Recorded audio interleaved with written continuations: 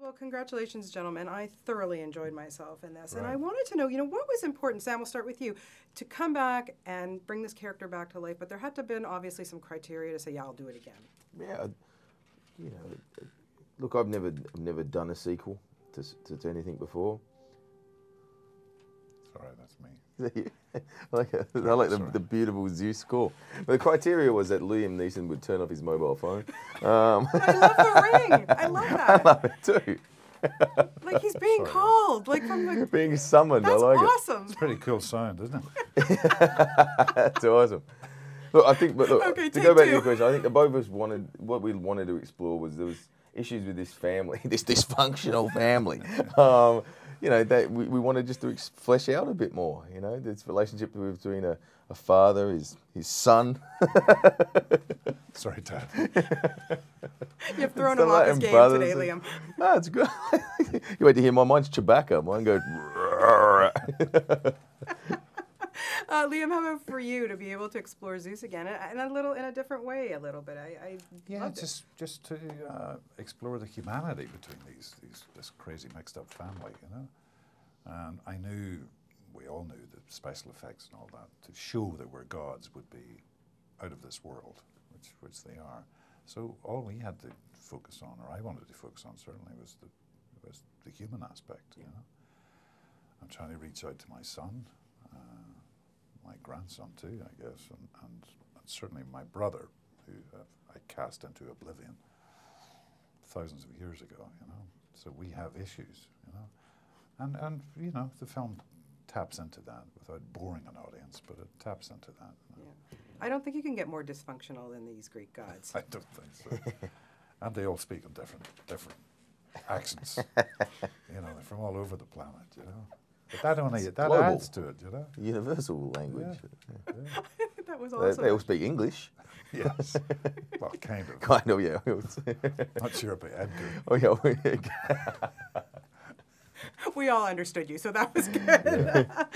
Sam, the physical things that you go through in this film, seriously, do you come off the set so bruised that you can't even move? Wow. Yeah, to me, it's fun. I like throwing myself in there and doing half the stuff because I'd never get to do that in normal life. So I never would be willing to do it.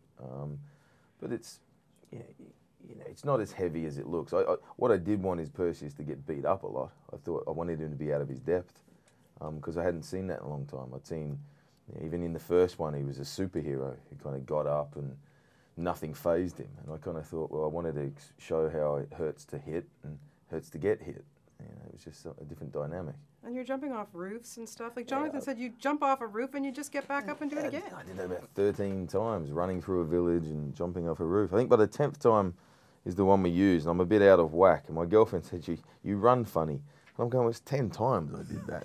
And she goes, yeah, but it works for the movie because he hasn't done anything for 10 years. Yeah. And so sometimes it helps. Sometimes I don't mind doing it over and over and again because sometimes then you discover something and you go, that's actually better. Rather than it being, as I said, a superhero who can get up and nothing phases him. Yeah. Liam, being back again with Ray Fiennes, you guys have way more screen time this time. And the dynamic, of course, I mean, you guys go way back. You're good pals. What's it like, the two of you, to be able to play these gods? I can't imagine that at one point, you're in the middle of a take and you're cracking up because you're both looking so ridiculous.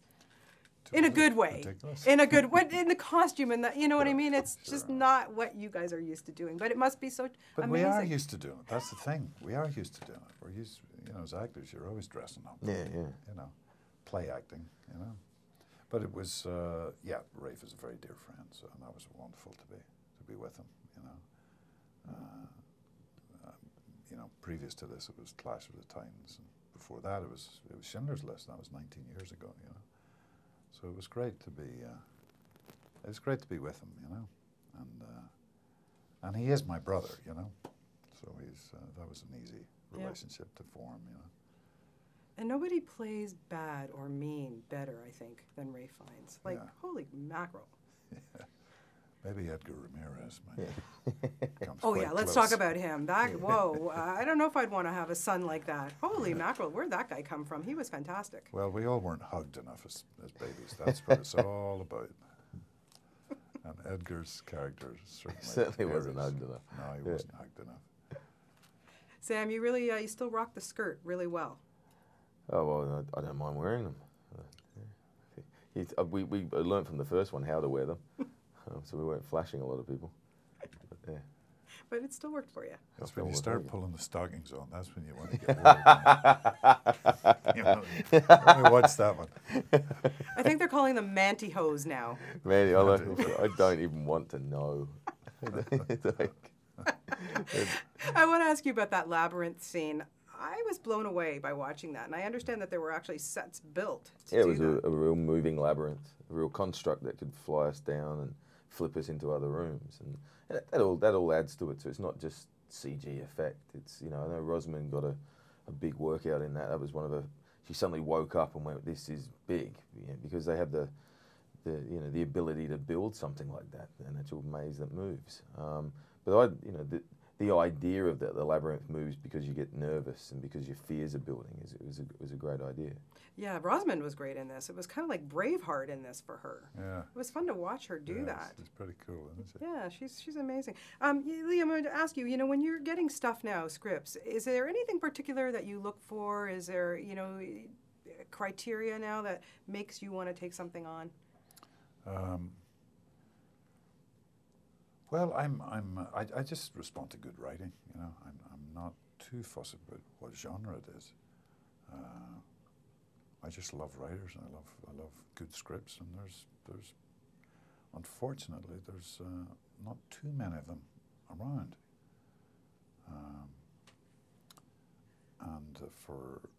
I've been offered quite a few action films too over the past few years, and I always look at those and go, okay, stuntman, me, stuntman, me.